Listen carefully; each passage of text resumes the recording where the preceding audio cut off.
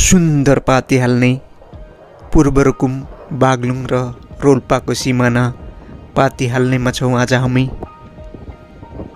चैत महिनाको अन्त्यतिर लडरम्म फुलेको लाली गुराँस देख्न सकिन्छ। चल्ल बग्ने पिच बाटोको छेउमा फुलेका लाली गुराँसका फुलहरू, नीलो आकाश अनि आनन्द आउने हावा सँगै हामी बगिरहेका छौँ। प्रकृति प्रेमीहरूको लागि स्वर्गको अनुभव गराउने पाती हाल्ने बाट अघि बढिरहेका छौँ हामी। ठ्याक्कै सिमानामा छौँ। यता अब निसी खोला गाउँपालिका जुन चाहिँ बागलुङ जिल्ला छ त्यो क्रस गरेर अब हामी चाहिँ रुकुम छिर्ने तर्खलमा छौँ। अहिले हामी चाहिँ ठ्याक्क पाती हाल्ने भन्ने ठाउँमा छौँ है। लगभग यो गण्डकी प्रदेशको अन्तिम पोइन्ट हो। Let's go. यो हामी रुकुमकोट र टक्सेरा जाने बेलाको भिडियो हो र हामी फर्किने बेलामा पाती हाल्नेको अवस्था फरक थियो, जुन चाहिँ हामीले एक्सपेक्ट गरेका थिएनौँ। हामी पोखरा फर्किने क्रममा हिउँ परिरहेको थियो। चिसोले गर्दाखेरि बाइकले राम्रोसँग तानिरहेको थिएन।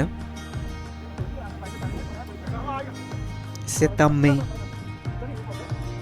हिमले ढाकिएका पहाडहरू, लाली गुराँसको फुल अनि अलिअलि परिरहेको हिउँले सुसज्जित छ आज पाती हाल्ने।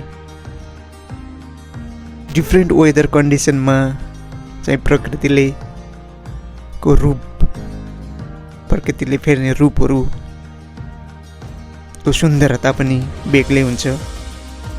त्यही आज हामीले पाती हाल्नेमा अनुभूति गरिरहेका छौँ।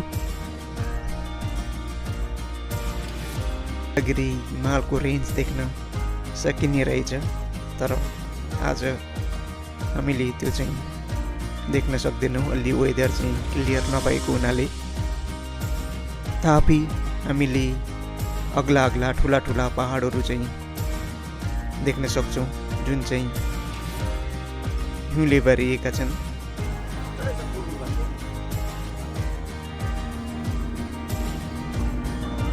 रुकुम पूर्व छोडेर बागलुङ निसीखोला गाउँपालिका छिरिसकेका छौँ। देख्न सकिन्छ हिउँ कति बाक्लो परेको छ चैत महिनामा। यो एक दिन परेको हिउँ हो। हामीले लक्कीले चाहिँ यसलाई एक्सपिरियन्स गर्न पायौँ। हामी बाइकको यात्रा थियो र धेरै नै रमणीय यात्रा थियो यो। चल्ल बाइकमा हिँड्दा निकै नै आनन्द आउँथ्यो। लाली गुराँस, त्यसमाथि साइडमा भरिएका हिउँका थुप्राहरू र हिउँले सजिएको सडक, हिउँले सजिएका पहाडहरू, हिउँले सजिएका रुखहरू हेर्दै हामी पोखरा झार्दै थियौँ। जति तल झर्दै गयो बागलुङ जाने बाटोतिर होस् या रुकुम पूर्व जाने बाटोतिर झर्दै गयो, त्यति नै हिउँ कम। र 5-10 मिनट तल झरेपछि त पटक्कै हिउँ थिएन। त्यसैले पाती हाल्नेमा चाहिँ विशेष गरी बाक्लो हिउँ पर्ने रहेछ।